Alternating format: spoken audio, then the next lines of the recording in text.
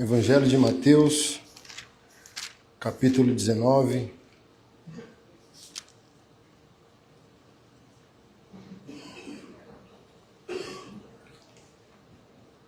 A partir do verso 1.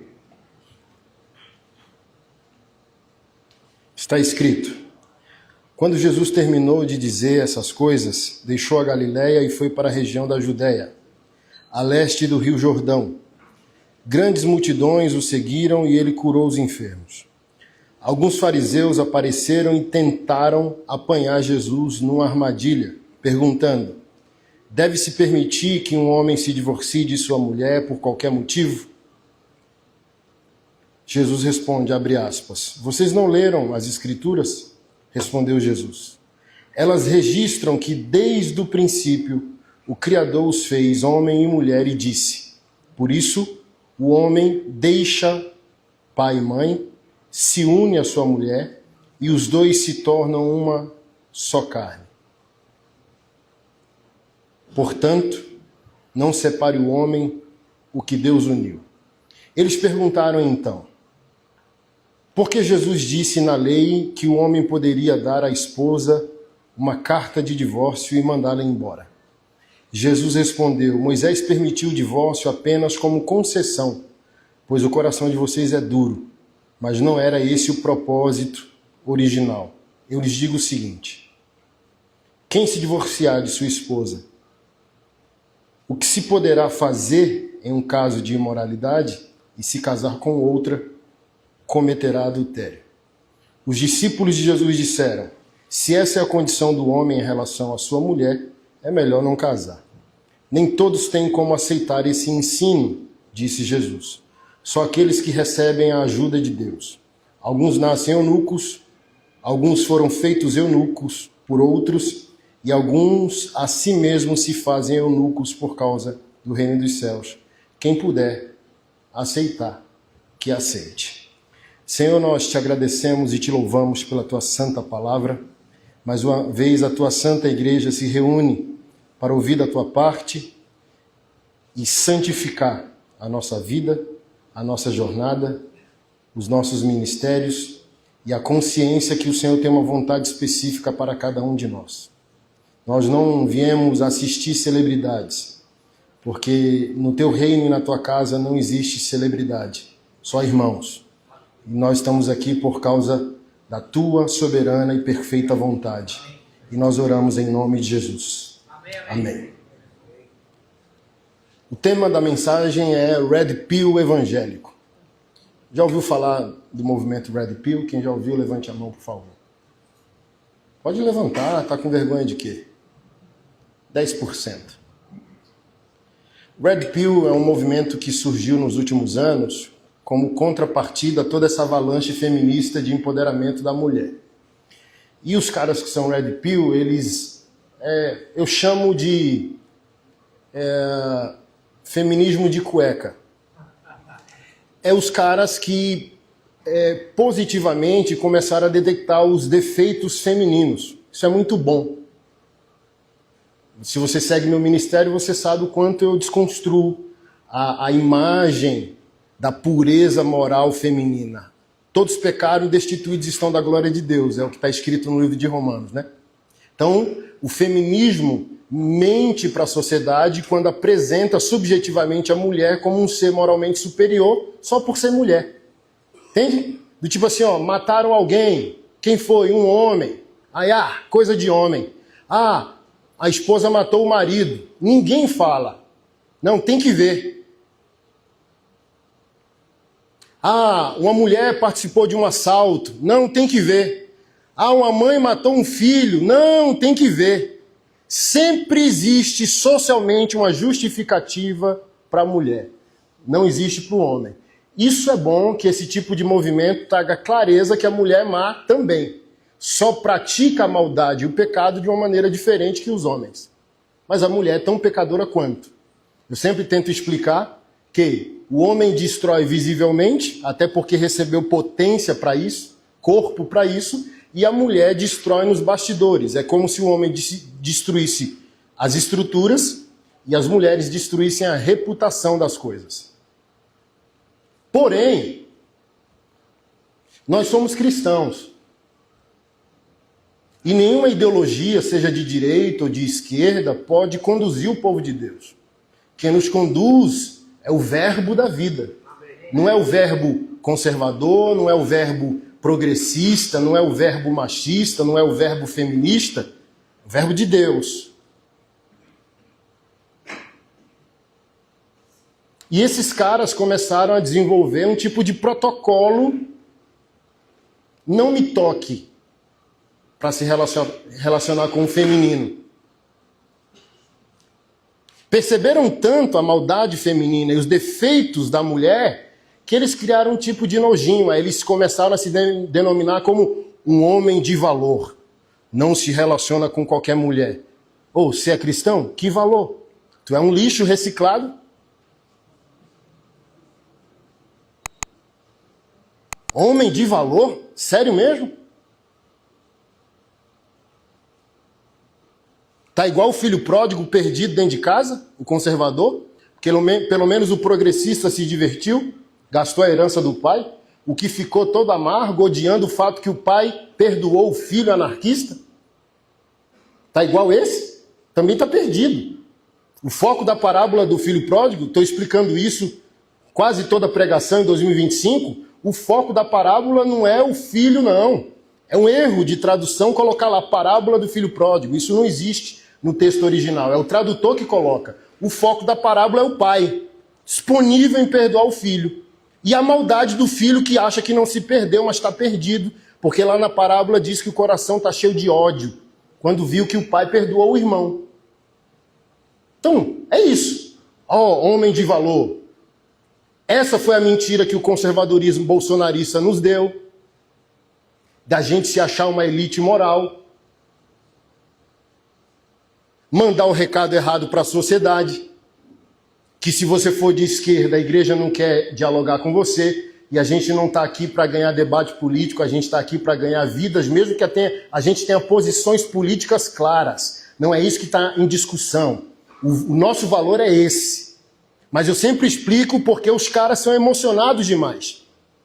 Nós votamos em supostamente políticos que coadunam com os nossos valores. Mas a gente não devota a nenhum político, porque a nossa devoção é Jesus Cristo. Amém. O político é falível, ele é finito, ele vai falhar. Seja ele de direita ou de esquerda, não menospreze a natureza humana. Dê poder e dinheiro ao cara da direita e dê poder e dinheiro ao cara da esquerda e você vai descobrir que os dois possuem o potencial de virar monstros.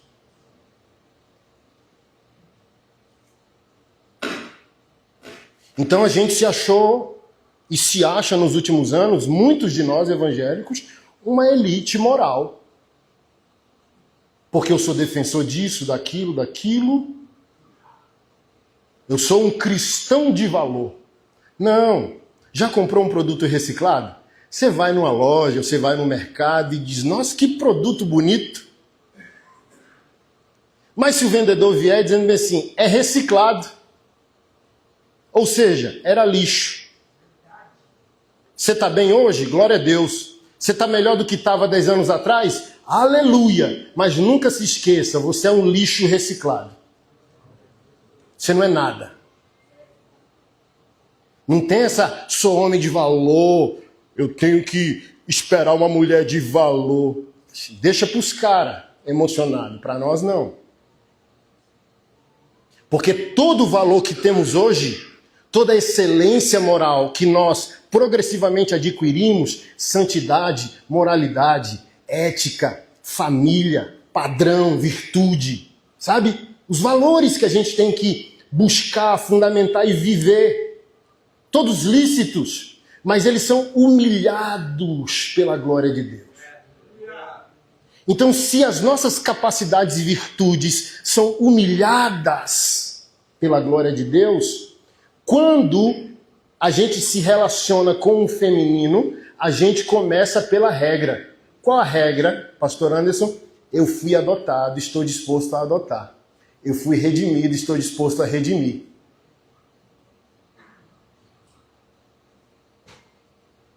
Quem já está entendendo o que eu quero dizer?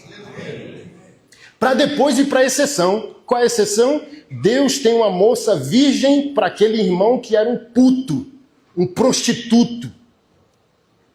Mas qual é a grande questão? Desses red pill e de quase todos nós evangélicos. Tu era um puto, tu era um prostituto, tu era um vagabundo, tu era um destruidor de vidas, tu foi um destruidor de mulheres, tu foi aquele que desvirginou quantas mulheres que queriam uma família para celebrar. E você destruiu o sonho dessa moça. Agora você é um evangélico e um red pill, um homem de valor. Aí um puto redimido quer casar com uma moça virgem. Um prostituto redimido quer casar com uma moça virgem. Tá com nojinho do passado da mulher. E o teu? Porque só espera uma mulher virgem quem foi um homem virgem. Vamos começar a falar como homem e deixar as coisas de menino de lado? Só espera uma mulher 0 quilômetro quem foi 0 quilômetro. Só espera uma mulher sem passado quem não teve passado. Então baixa a tua bola. É por isso que nós somos grandes e pequenos. É por isso que hoje nós somos 105 milhões de católicos, 74 milhões de evangélicos e a gente tem esse país que nós temos no quesito moral, na corrupção política, na música, na arte, em tudo. O nível do Brasil está lá embaixo. Porque é com esse tipo de crente que nós estamos lidando. O católico não praticante, porque aquele que é praticante é santo, e também o fenômeno atual do evangélico não praticante. 105 milhões de católicos dá para transformar um país de 220 milhões de pessoas, não dá? Dá? Sim ou não? É 1 para 1,5. E um país com 74 milhões de evangélicos dá para mudar um país, não dá não? Porque é 1 para 2,5. E por que não está transformado? Porque esse é o padrão até dos homens evangélicos. Vai lá no meu Instagram, eu posto muito, mas umas 20 postagens atrás, há uns 5, 6 dias eu postei lá. Não importa com quantos homens a sua namorada, a sua noiva, a sua esposa transou no passado. Não. Não importa com quantas mulheres você transou, ué. O que importa? Você não falar, mas se portar e viver, informando para ela que você será o último.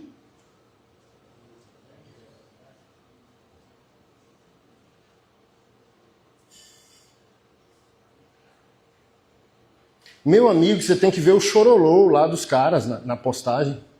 O quê? Aí eu coloco lá, cara, pela tua cara tu tem 40 anos. E tu não fez o filme lá, o Virgem de 40 anos. Tu já rodou e tua cara não nega que tu já rodou. Que isso, assim, ó? Discípulo de Jesus Cristo? Sério? Tu tá indo para cultos ou para palestras? Porque para culto você não tá indo. Porque a cada culto que um crente vai, mais santo ele se torna. Porque ele vai se relacionar com um Deus perfeito, uma mensagem perfeita, uma palavra perfeita, um ambiente perfeito, onde pessoas estão sendo aperfeiçoadas. Então eu acho que a gente não está lendo a mesma Bíblia, eu acho que a gente não está servindo ao mesmo Deus.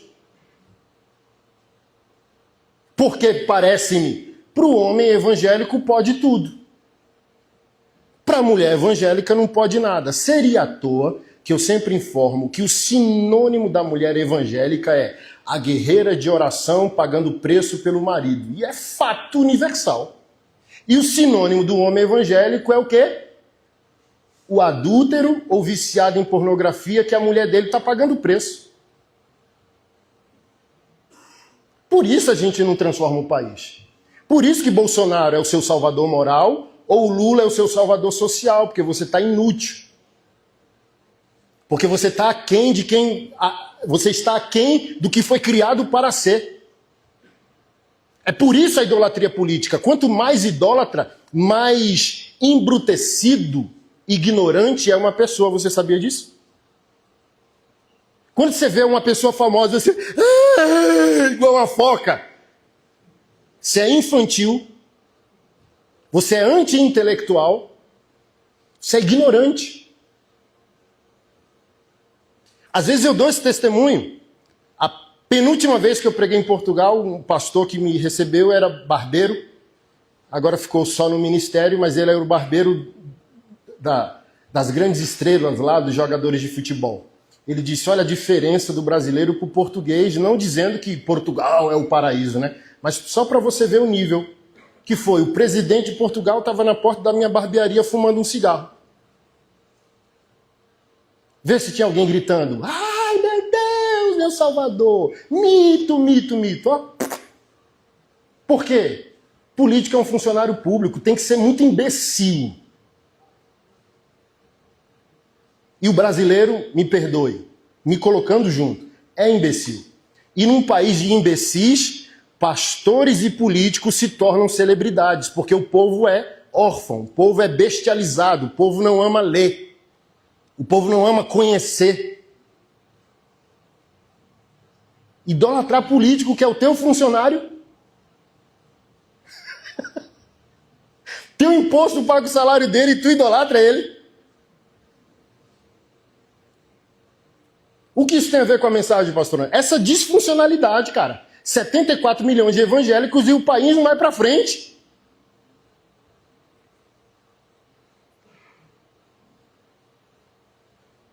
Era para você estar com alma de apóstolo, fazendo o reino de Deus triunfar. A sua esposa está pagando preço para você largar a pornografia. Quantos anos de fé tu tem, cara?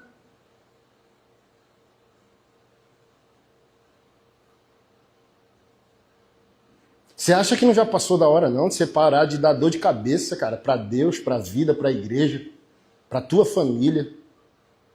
Você acha que não já está na hora de virar um padrão, não? Para outros homens imitarem?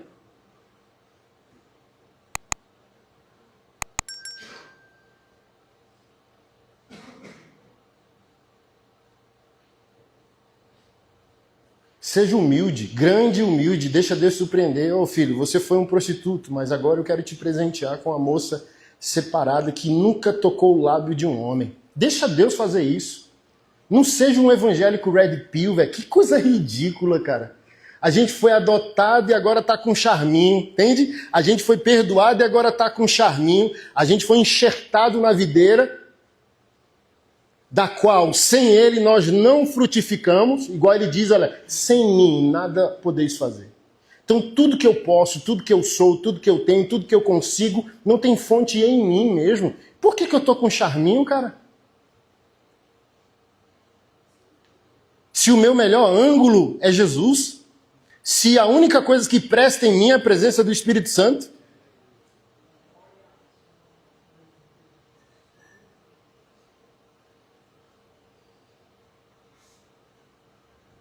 eu olho assim e falo, cara, não acredito. Com ímpio eu acredito. Que é ímpio, tá morto espiritualmente. Nossa, cara.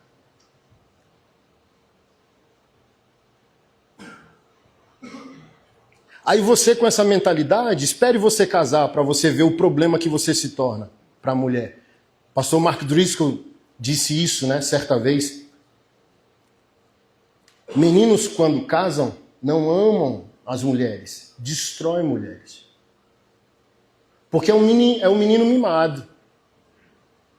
Ah, eu descobri com quantos caras ela transou, acho que eu vou dissolver o casamento, eu acho que eu vou dissolver o noivado.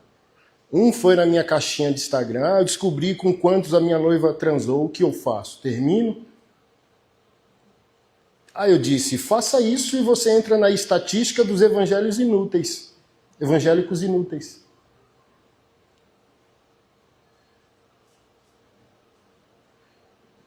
Eu não estou dizendo que você celebra o passado de ninguém, nem o seu, nem o dela. Eu estou dizendo que em Cristo, Paulo quantas vezes falou em Cristo, em Cristo, em Cristo, em Cristo, o passado não é um verbo, o passado não conjuga mais, o passado é só uma informação. Mas ele não é uma hemorragia, ele é uma cicatriz, que um dia foi uma ferida. Imagina, não sei o que a tua esposa diz para ti, mas a minha esposa diz para mim, crente, cristão, discípulo de Jesus Cristo, porque eu amo namorar com você, Porque eu só sei o que é prazer depois que eu te conheci, depois que nos casamos. Minha esposa não sabe o nome do pai. Minha esposa fez a primeira tatuagem aos 12. Minha esposa foi abusada aos 7, abusada aos 9, por parentes. Isso aflora a sexualidade da criança abusada. Transa desde os 12. Aí chega um homem de Deus, acabou a hemorragia. A ferida vai virar cicatriz, acabou. Agora ela vai saber o que é prazer, ela vai saber o que é namoro, ela vai saber o que é paixão, tesão. Porque ela encontrou um homem de Deus. Mesmo que a sua esposa tenha alma feminista, o fim da militância é a chegada de um homem semelhante a Jesus. A grande questão é que esses homens que estão com nojinho, protocolo, não querem ser como Jesus.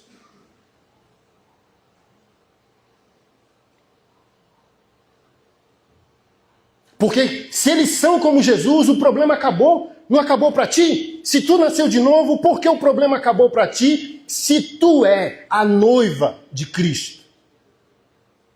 As tuas rebeliões foram curadas com o abraço da graça de Deus por meio de Jesus Cristo. Jesus não ficou com nojinho de ti. Jesus disse assim, ó, acabou. Amém, amém. Aleluia. Eu cheguei. O homem perfeito chegou. Os seus problemas acabam hoje. Chegou o homem da aliança. Sabe por quê? Quem está solteiro aqui não quer, e quem está casado não é pleno, porque você tem plano B. Se você tem plano B, você só entendeu o que é casamento, mas você ainda não entendeu o que é matrimônio. Não é a mesma coisa não, pastor Anderson? Não, não é não. Daqui a pouco a gente volta aqui para o texto que li, não é não? Casamento é o contrato que assina no cartório. Casamento é a mutualidade, eu deposito e tenho autoridade de sacar. E o divórcio vem por causa disso. Uma das partes cansado de depositar e não sacar. Matrimônio é aliança. É outro nível. Precisamos do contrato, assim como a persona precisa do CPF, mas você não é o seu CPF. CPF é uma necessidade que comprova publicamente a sua existência. O casamento requer o documento do cartório, porque é a comprovação da existência daquele casamento publicamente falando. A igreja precisa do CNPJ, mas o CNPJ não é a igreja. A pessoa precisa do CPF, mas o CPF não é a pessoa. O casamento precisa de uma certidão, mas a certidão não é o casamento. E nisso, a maioria dos homens evangélicos e dos homens cristãos tropeçam. Eles acham que o casamento é suficiente. Por isso você é um marido sem excelência. Por isso você é medíocre. Por isso que sexo para você é penetrar. Porque você não entendeu nada. E vai continuar sem entender absolutamente nada.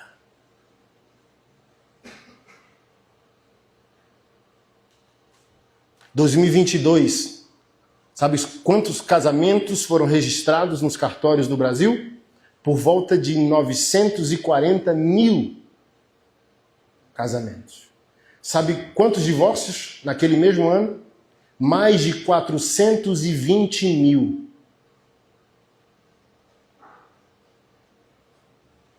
Dois casamentos para um divórcio. Isso toca a igreja porque o cristão é cidadão. Nesses índices está embutido um mundo de cristãos.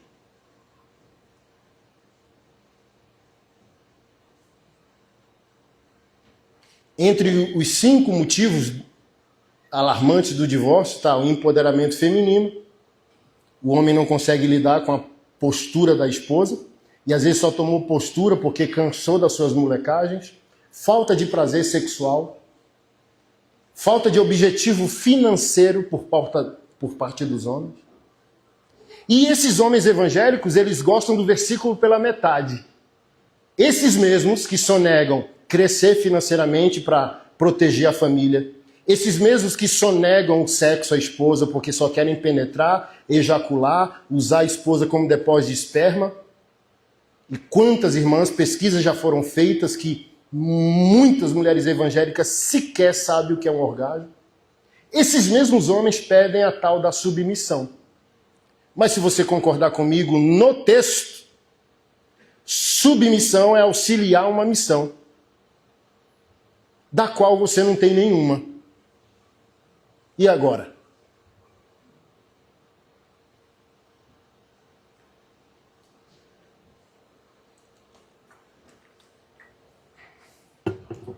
Porque é fácil bater na mesa e dizer que manda.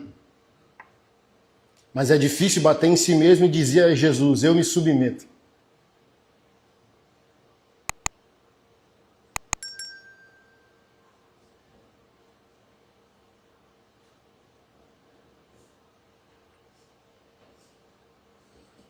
Aí a gente vê a imensidão desse berçário gospel. Mas quando vem, por exemplo, olha só, gente, a gente é tão infantil, a gente está tão desviado, que o Bolsonaro teve poder de fazer o que nem Jesus conseguiu: unir pastores. Vamos cuidar da viúva? Pastor, estou viajando. Não, tem uma programação na minha igreja. Bolsonaro, café da manhã no domingo. O cara, entende? Ele aborta qualquer agenda. O Bolsonaro tem um poder na igreja que Jesus Cristo não tem.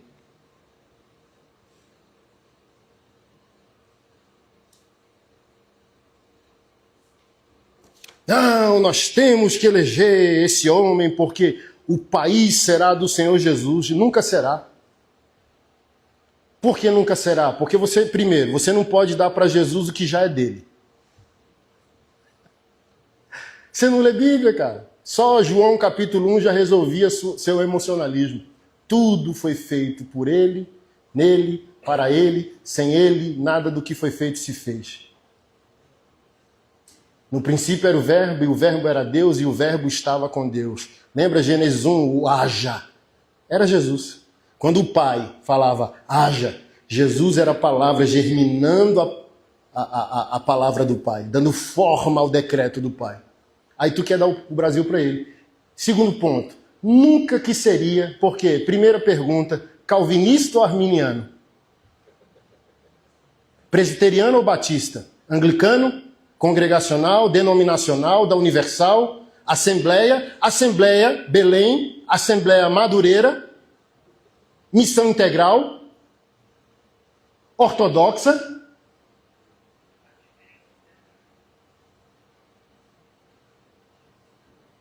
Percebe a nossa infantilidade?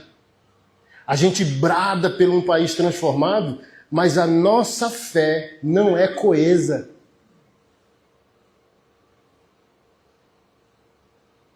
Não há concordância em quase nada.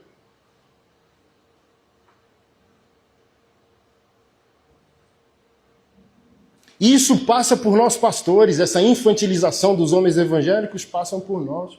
Por quê? Cada pastor hoje é dono de sua igreja. A gente não trabalha mais para o reino, para o rei, para a noiva, para a igreja invisível do Senhor. É cada qual com seu CNPJ, cada qual com seu galpão, infantilizando os filhinhos espirituais.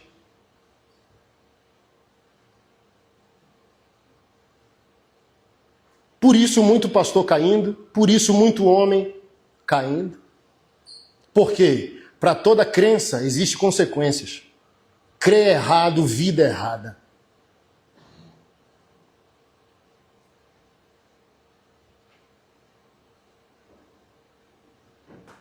Aí você vai trazer alinhamento para o povo de Deus, vai cuidar da tua igreja. Aí eu respondo, eu não tenho. Quem tem igreja é Jesus, eu tenho um ministério. Eu tenho uma comunhão de santos na minha localidade, mas só tem uma. Quem me chama de evangélico para a gente começar um assunto maduro é o IBGE.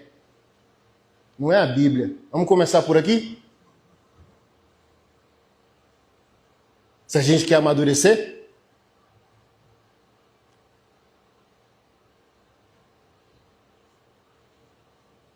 Nem evangélico eu sou.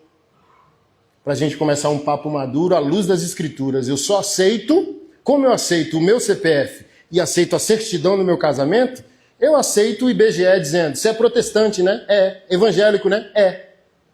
Mas é ele que está me chamando, não é a Bíblia.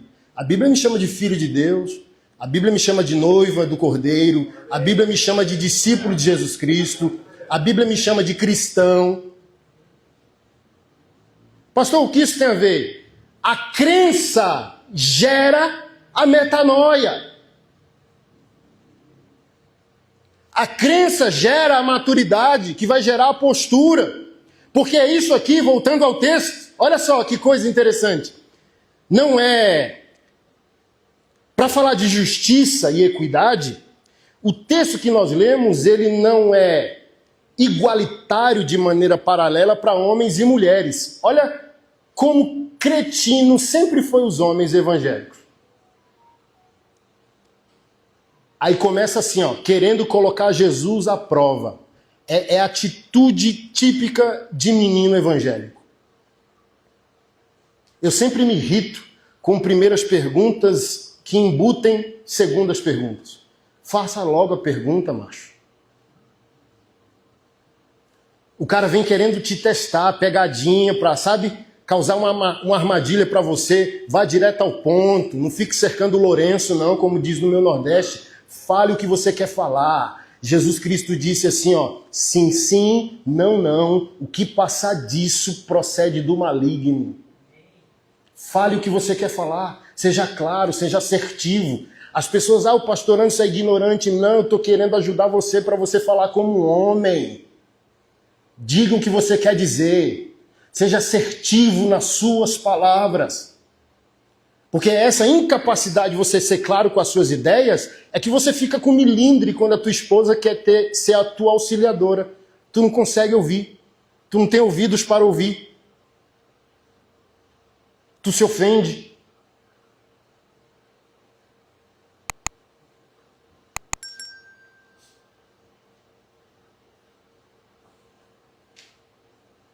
Aí numa igreja que está sendo mais terapêutica do que bíblica, os caras se ofendem e nunca que amadurecem. Aí eles vivem na tô tintindo. Entende? Um pastor que eu amo, cara, que eu respeito ali em Curitiba. Que, cara, ó o nível, né, velho? Igual eu fui num debate, hoje é sexta, né? Quarta-feira eu fui num debate na rádio da MK no Rio de Janeiro.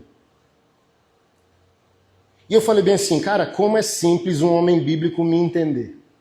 O pastor Anderson, polêmico nisso, naquilo. Eu falei bem assim, olha como pensar como um homem resolve todos os problemas. O Anderson é pastor? É. Como que ele pode ser polêmico se ele é pastor? Quando ele traz uma ideia, aparentemente confrontando, se ele não fosse pastor, aí ele estaria atacando a igreja. Mas ele é pastor. Ele é um cristão, ou seja, ele está junto do balaio, ele está junto do problema que ele está confrontando para resolver. Ele é um pastor.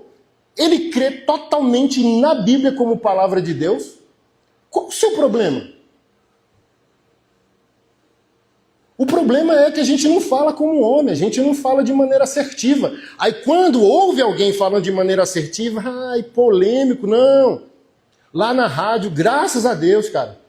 Velho, como eu fui bem recebido, o povo me amava, as mulheres tirando foto, os apresentadores dizendo, você é uma referência para nós. Eu falei, ufa, que às vezes é tanta treta, né?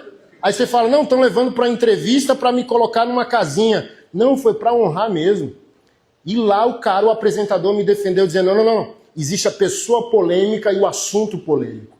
Pastor Anderson não é uma pessoa polêmica. A pessoa polêmica é o dono de uma página de fuxico gospel. Que começa um problema sem a finalidade de amadurecer o povo de Deus. O assunto polêmico é o assunto que ainda nós não tratamos.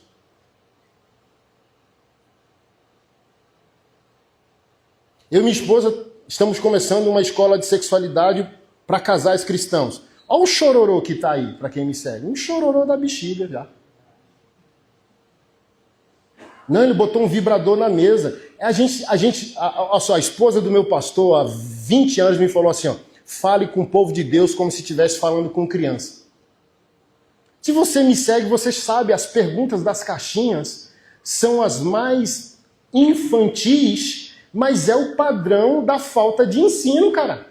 Pode, não pode, isso e aquilo. Aí eu montei uma mesa, ousei entrar num sex shop mesmo, com a vergonha da bexiga, fui comprando tudo de perverso que tinha, montei uma mesa na aula para dizer bem assim, ó, não pode, não pode, não pode, não pode, não pode nada, quase nada, porque tudo que você precisa está no seu corpo. Tudo que a sua esposa precisa está no corpo dela. Se você pega um pênis para introduzir sua esposa, você falhou, velho. Se você pega uma fantasia de enfermeira para botar na sua esposa, cuidado. Pecado não é, porque não está escrito na Bíblia que a sua esposa não use uma fantasia. Ok? Mas, pode se tornar um grande problema, e já é um problema na base. Você está idealizando a esposa que você não tem. Você está imaginando a mulher que ela não é. Então, toda vez que vocês forem a um hospital, sua esposa já tem que fechar a cara porque supostamente você tem tesão em enfermeira. Olha o problema. Mas, vamos lá, se a sua esposa quer que você vista uma fantasia de policial, problemaço. Pode ser interessante na hora, problemaço. Por quê? A imaginação está... O corpo está com o cônjuge, mas a mente está na ideação de outra pessoa.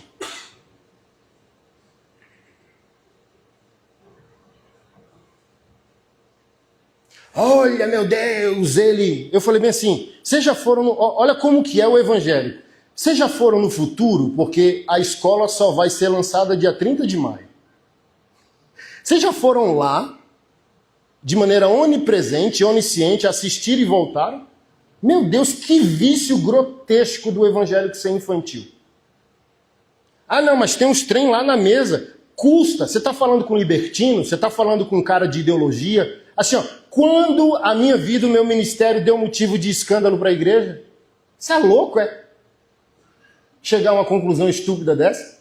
Não pode supor que a mesa está lá para um pai falar para meninos o básico. Ei, essa algema não pode porque isso pode acabar em masoquismo, sadomasoquismo, uma treta da bexiga. O pênis não pode, não precisa nem explicar por quê. Até o tal do plug anal eu peguei dizendo bem assim, sério? Para dizer que não pode nada. Um gel que facilite a penetração. Tem um gel beijável para uma massagem.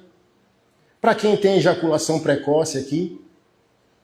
Começa com penetração não, varão, porque 2 minutos já foi. Tá igual o American Pie. Vai com calma, varão. Começa com a massagem, começa beijando a esposa. Por que pressa? Não está namorando mais, porque quando estava namorando, queria o que não podia e tinha medo que o diácono não chegasse junto, entende? Está casado, está fugindo de ninguém, agora você pode, calma. Então, olha só. Vamos começar a falar disso aqui. Cara, um pastor tem que ensinar sobre sexualidade porque você está atrasado. Uma maçonaria, um projeto de masculinidade tem que existir porque você está atrasado. Um Legendários da Vida existe para você subir uma montanha e ser convencido daquilo que você já deveria estar desde o primeiro dia da sua conversão. A esquerda está atacando agora o movimento Legendários, que para mim, até que se prove o contrário, é um movimento sério, evangelístico, de impacto e por aí vai. Mas a mídia está chegando a uma conclusão que você, eu, nós, não queremos chegar. Ué, o cara não é crente há 10 anos? O cara não está casado há 7? Por que ele teve que subir uma montanha para entender que ele tinha que abandonar a amante?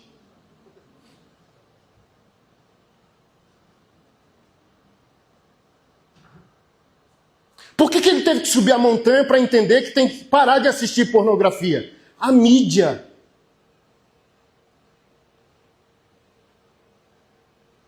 Vamos mais profundo. Ministério de cura, de libertação nas igrejas. Pastor, não pode não? Assim, gente, é o amparo do amparo, é a comprovação do nosso fracasso. Nós, pastores, temos que criar novos ministérios, novas realidades para tentar converter você numa área que a cruz já deveria ter te convertido. Olha que loucura! João 8,32 está escrito assim, e conhecereis a verdade, e a verdade vos libertará. No 34 do mesmo capítulo diz, se o Filho vos libertar, verdadeiramente sereis livres.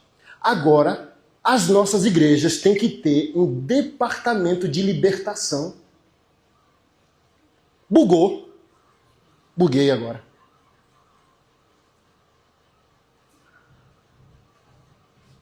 Por que tem que existir? Porque você está atrasado. Por que tem que existir? Porque você está fracassando. Por que tem que existir? Porque você ainda não quer ser quem você foi criado para ser. Por que você tem que subir a montanha? Porque você blasfema o nome do Deus que você deveria já estar glorificando. Sabe quem deveria subir a montanha? Quem não conhece a Cristo. O maçonaria, diferente dos legendários, o legendários é evangelístico, a gente é mais de alinhamento moral, doutrinário. Mas, cara, era assim, nós deveríamos ter projetos para a gente se divertir. Para entretenimento. Por exemplo, entrei no motoclube, não estou indo lá para doutrinar. Ser feliz, dar um rolê, descansar. Entende? Se o povo de Deus fosse quem deveria ser, tudo que a gente criaria é para celebrar, se divertir, ter comunhão. Não, agora nós temos que criar para convencer do que deveriam já estar convencidos. O legendário era para incrédulo, pô. E tá funcionando para os caras que nunca conheceram a Cristo, estão conhecendo Cristo lá subindo a montanha. Não é para tu não, velho. Tu já tem 15 anos, velho, de evangélico, velho. 5, 10, que vergonha, velho!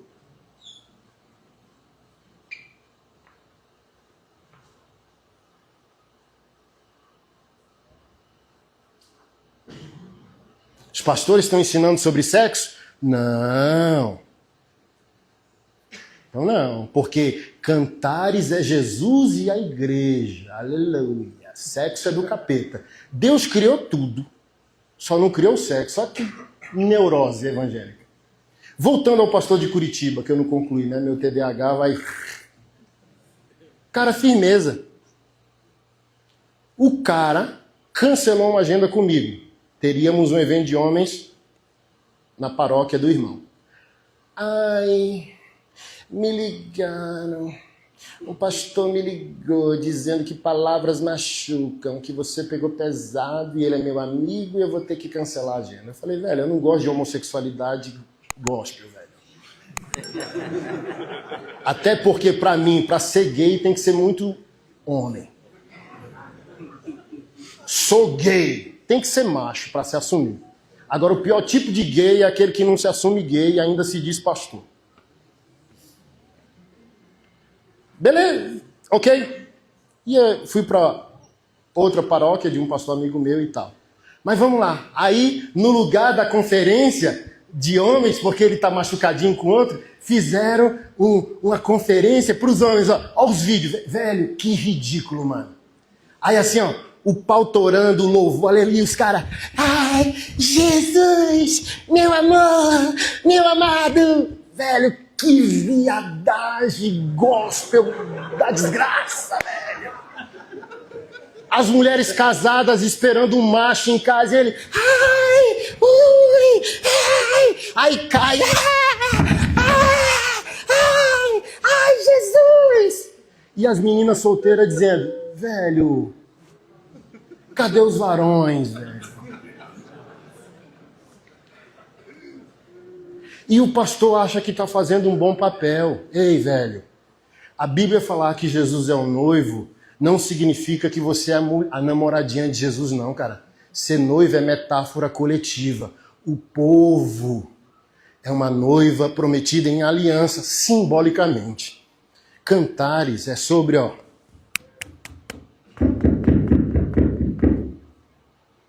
Deus me livre e guarde que Cantares fosse Cristo e a igreja.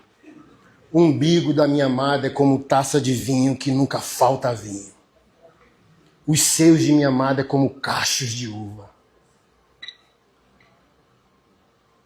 O teu hálito é cheiroso como a da maçã.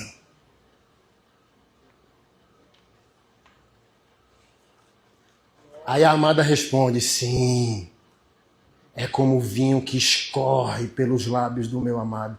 Tá falando de quê, varão? Você chupando a varoa, varão. Putz, cara, tem que falar isso. Tem que falar o óbvio, cara.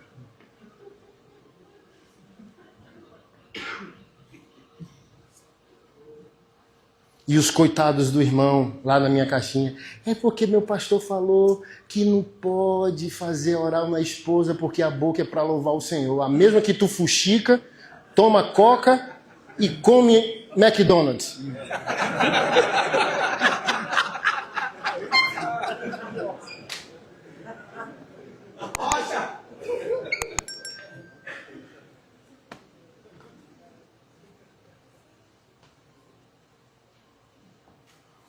Então vê, concorda comigo, eu sei que você concorda. Você fica chateado, como eu já fiquei um dia, cara, mas a igreja evangélica não tem a oferecer um padrão masculino para o país. Os caras, a maioria são afeminados. Eu não estou falando de homossexualidade. Emasculado, impotente, velho. Aí, por exemplo, tá? Não se ofenda, mas só reflita.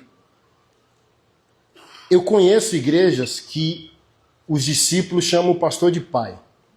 É um problema para mim? Não. O catecismo de Westminster, catecismo presbiteriano, século XVII, em uma das perguntas, pergunta o que é um pai?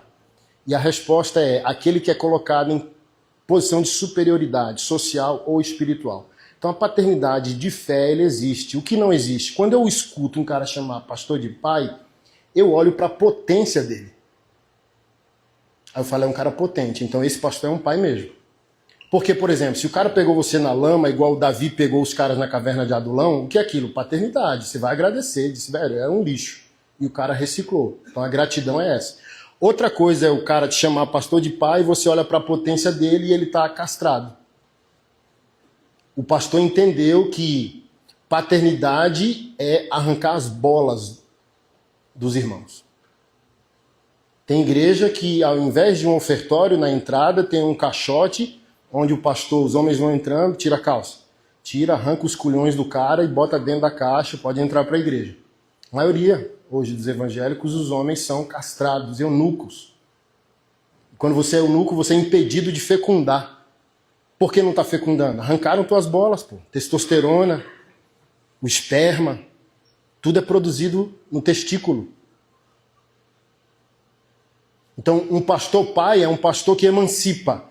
É um ensino que empodera e envia. Agora, se o teu pastor te castra para ele, está aqui o segredo do fracasso de todos os evangélicos. A maioria dos pastores, ao serem donos de um CNPJ, de uma empresa religiosa familiar, castra os homens. Porque homens têm postura, homens fazem pergunta. E a maioria dos pastores não quer responder. Por exemplo, pastor, a igreja pode ter clareza financeira do destino das nossas contribuições? Que pastor? Que falso pastor quer ouvir um negócio desse? Só um verdadeiro. Não, ok. Ô, irmão, tesoureiro, tal, o irmão quer ter acesso, tal, não sei o quê. Tudo bem.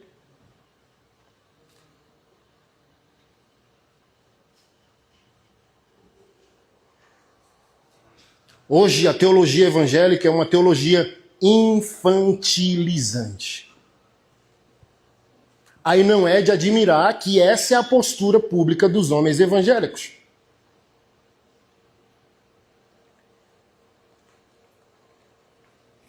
Fracos, impotentes a partir do próprio lar.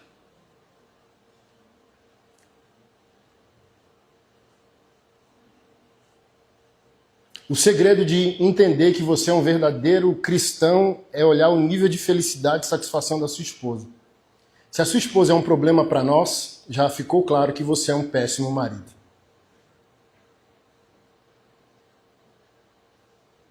Se a sua esposa é feminista, você já decretou para nós a sua derrota. Você não é um homem redentivo, ao ponto que a sua esposa tem que requerer salvação em ideologias, porque não encontra salvação no seu homem.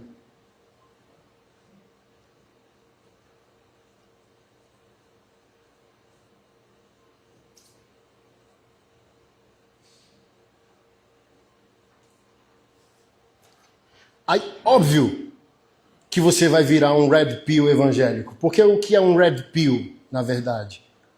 Um homem que, por causa de decepções, não quer mais assumir responsabilidades. E viver é coisa difícil. Casar é coisa difícil. Ter filho é coisa difícil. A gente não está numa aventura, a gente está num propósito. A gente não casa para se divertir. A gente não casa para ser feliz, a gente casa por entender que a Bíblia revelou o casamento como o padrão mais adequado de apresentar Deus, a Trindade e a Igreja ao mundo.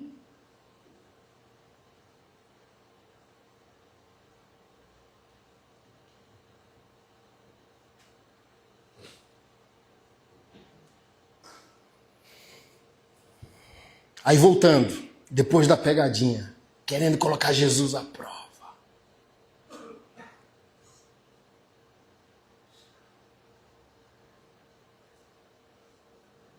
Deve-se permitir que um homem se divorcie de sua mulher por qualquer motivo? Olha como precisa ser diametral. Eles não concebem a ideia da mulher fazer o mesmo. Para que o reino ou a fala de Jesus seja íntegra, o que se fala para o homem tem que se falar para a mulher. Se você, homem, acha que pode dar a carta de divórcio, a mulher também pode.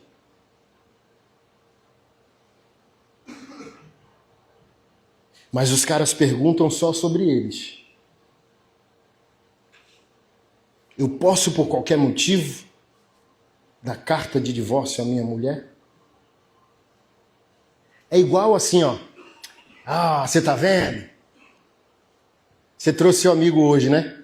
Vamos lá ver, pra você ver que esse pastorzão aí é paia, o bicho fala umas besteiras e tal. Você tá vendo aí? Esse tipo de irmão é aquele cara que peca e quer perdão. A esposa pegou ele no flagra assistindo pornô. Que situação, hein, varão? Ou você traiu sua esposa. Aí, óbvio. Quantos irmãos fugiram de mim para ir para o Legendários? Porque com a gente é mais difícil. Legendários te dá, depois que você desce a montanha, os 3 dias, um colete laranja e um número. O Maçonaria te dá um colete preto depois de 1 ano.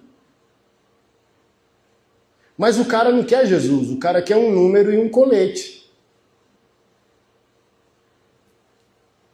E para pegar depois de 1 ano, vai ser amassado. Então ele quer ser um homem piedoso? Não. Quer ser um marido melhor? Não. Quer ser um homem bíblico? Não. Ele só quer ser um idiota com colete. Seja preto ou laranja.